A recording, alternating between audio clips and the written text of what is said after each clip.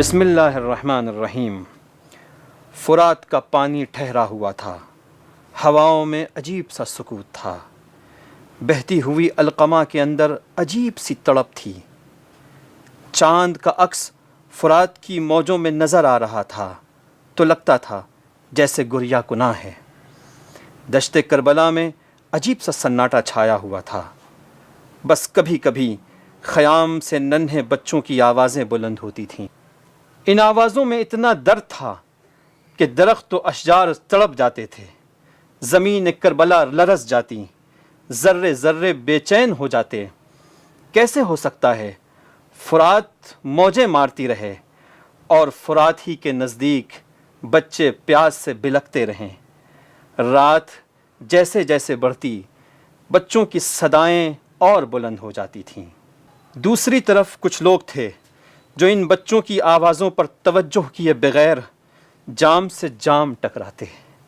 ایسے میں دیکھنے والوں نے دیکھا اسی سمت سے جہاں سے جام ٹکرائے اور پینے پلانے کے ساتھ ڈھول تاشے اور گانے بجانے کا منظر تھا، ایک شخص نکلتا ہے جس کی پیشانی پر پسینے کے قطرے ہیں، جس کا پورا وجود کانپ رہا ہے۔ اب وہ اپنے خیام سے نکل کر ان کے خیام کی طرف کان لگا کر سنتا ہے جہاں سے ننھے بچوں کی آوازیں آ رہی تھیں، العطش العطش۔ اب اس کی پریشانی میں اور اضافہ ہو جاتا ہے۔ اتنے میں اس کا غلام اس کے پاس آ کر کہتا ہے، آقا دسترخوان چن دیا گیا ہے، آپ ہی کا انتظار ہے۔ غلام کا ہاتھ پکڑتا ہے، ان خیام کی طرف لے جاتا ہے جہاں سے ننھے بچوں کی آوازیں آ رہی تھیں اور کہتا ہے، غور سے سنو۔ غلام سنتا ہے۔ آقا اور غلام دونوں کی آنکھوں میں آنسو ہیں۔ یہ آواز فرات کے موجوں کے سینوں کو چیر دیتی ہیں۔ یہ کون ہے؟ آل رسول۔ یہ پھول سے بچے کس کے ہیں؟ ان کے جنہوں نے ہمارے جانوروں تک کو سیراب کیا جب ہم پیاس سے ہلاک ہو رہے تھے۔ ان کے اس حال کا ذمہ دار میں ہوں۔ جی میں آتا ہے سینے میں خود کے خنجر بھوک کے مر جاؤں۔ ضمیر ابھی مرا نہیں، اس لیے یہ احساس ابھی باقی ہے۔ کیوں نہ ہو ماں نے نام جو حر رکھا ہے، کچھ نام کا بھی تو بھرم رکھنا ہے۔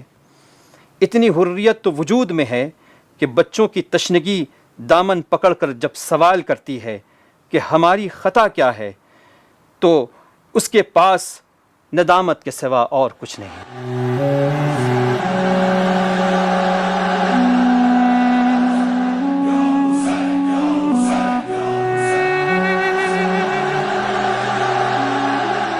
صبح عاشور اتمام حجت کے لیے پسر سعد کے پاس گئے۔ کہا، کیا ارادہ ہے؟ جواب دیا، جنگ۔ یہ سنتے ہی حر کے اوپر ایک کپکپی طاری ہو جاتی ہے۔ وہیں موجود ایک شخص کہتا ہے، اے حر، یہ کیا حالت ہے؟ یہ خوف کیسا؟ خدا کی قسم میں نے کبھی بھی کسی جنگ میں تمہارا یہ حال نہیں دیکھا۔ مجھ سے اگر کوئی پوچھتا کہ کوفے کا شجاع ترین شخص کون ہے تو میں تمہارا نام لیتا۔ حر نے جواب دیا، میں اپنے آپ کو دوزخ اور جنت کے درمیان پا رہا ہوں۔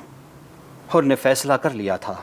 فرماتے ہیں، تف ہو ایسی زندگی پر جو آل رسول کو ہم تڑپتا دیکھیں اور ہم سیراب رہیں۔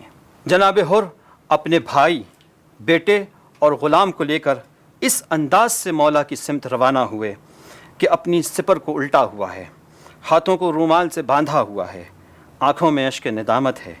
جیسے ہی مولا کے نزدیک پہنچتے ہیں، حر کے کانوں میں آواز گونجتی ہے، عباس دوڑو، میرا مہمان آ رہا ہے۔ جیسے ہی حر نے جناب عباس کو دیکھا، علمدار کربلا کی قدموں پر گر گئے اور فرمایا کہ مولا اس سے زیادہ مجھے شرمندہ نہ کیجیے اور اپنے مولا اور آقا کے سامنے میری شفاعت کیجیے۔ حر ابن یزید ریاحی امام حسین کے اس جانثار کا نام ہے جس نے ہمیں بتایا کہ اگر تم سے خطا بھی ہو جائے تو اتنی بہادری کا مظاہرہ کرو کہ در توبہ پہ آ جاؤ، اور اگر تم در توبہ پر آ گئے تو تمہارا مولا تمہیں مایوس نہیں کرے گا۔ واقعہ کربلا سے پہلے انہیں ایک سپہ سالار کی حیثیت سے ابن زیاد کی جانب سے حضرت امام حسین کے کاروان کو کوفہ آنے سے روکنے کی ذمہ داری دی گئی تھی، جس ذمہ داری کو پورا کرنے کے لیے 1000 کا لشکر لے کر آپ کوفے سے نکلے تھے۔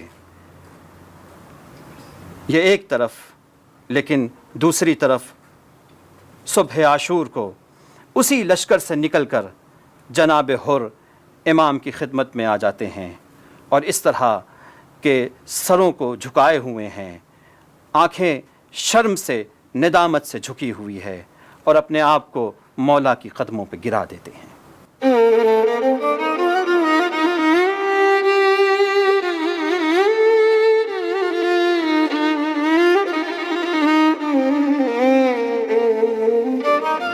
صبح عاشور جنگ شروع ہونے سے پہلے جناب حر امام کی خدمت میں پہنچے، عرض کی، مولا میں آپ کا گنہگار ہوں، اس لیے چاہتا ہوں کہ سب سے پہلے میں آپ پر قربان ہوں۔ امام بھی نہیں چاہتے تھے کہ حر اس سے زیادہ احساس شرمندگی کریں، اسی لیے فوراً جنگ کی اجازت دے دی۔ ایسا نہیں کہ حر نے جام شہادت نوش کر کے اپنی غلطیوں کی بھرپائی کی ہو، بلکہ کوشش کی کہ جس طرح خود توبہ کی ہے ویسے ہی دوسرے بھی توبہ کر لیں اور اپنے آپ کو جہنم کی آگ سے بچا لیں۔ چنانچہ ملتا ہے کہ جس طرح حر نے لشکر سے اپنے آپ کو نکال کر امام کی خدمت میں پہنچایا، اسی طرح پہلے پسر سعد کو مخاطب کر کے کہا کہ کیا امام حسین نے جو تجاویز تجھے رکھی تھیں اس بات کا باعث نہیں بنتی کہ خدا تمہیں اس جنگ سے دور رکھے؟ حر کے اس سوال پر پسر سعد نے جواب دیا، میں حسین سے جنگ کرنے کے لیے تیار ہوں، اگر اس کے علاوہ کوئی راستہ ہوتا تو میں اسے اختیار کرتا۔ پھر جناب حر نے لشکر کی طرف متوجہ ہو کر فرمایا، اے اہل کوفہ، تمہاری مائیں تمہارے غم میں روئیں، تم نے اس نیک شخص کو دعوت دی اور ان سے وعدہ کیا کہ ہم آپ کے رکاب میں جنگ کریں گے، اب جب وہ تمہارے پاس آ گئے، اب ان کی مدد کرنے کے بجائے تم نے ان سے جنگ شروع کر دی، بلکہ جسے بلایا تھا اس کے اوپر تم نے پانی بند کر دیا اور ان کے قتل کے درپے ہو گئے۔ اس فرات کا پانی ان پر، ان کے خاندان اور ان کے اصحاب پر بند کر دیا جس فرات کے پانی سے یہود و نصارہ اور مجوسی سب استفادہ کرتے ہیں۔ قیامت کی پیاس کے دن خدا تمہیں سیراب نہ کرے۔ یہ سننا تھا کہ لشکر نے حر کی جانب تیر اندازی شروع کر دی۔ عمر سعد اور اس کے لشکر کو کئی بار نصیحت کرنے کے باوجود جب جواب میں ان کی طرف سے بد اخلاقی اور بےہودگی دیکھی تو جناب حر نے بھی ان کے اوپر حملہ کر دیا۔ حر نے بڑی بہادری کے ساتھ جنگ کی، ان کا گھوڑا زخمی ہو گیا، ان کے کان اور پیشانی سے خون جاری تھا، لیکن وہ مسلسل رجس خوانی پڑھتے ہوئے دشمن کے اوپر حملے پہ حملے کر رہے تھے، یہاں تک کہ انہوں نے 40 سے زیادہ افراد کو فنار کیا، لیکن آخرکار زخموں سے چور زمین کربلا پر گرے اور درجہ شہادت پر فائز ہو گئے۔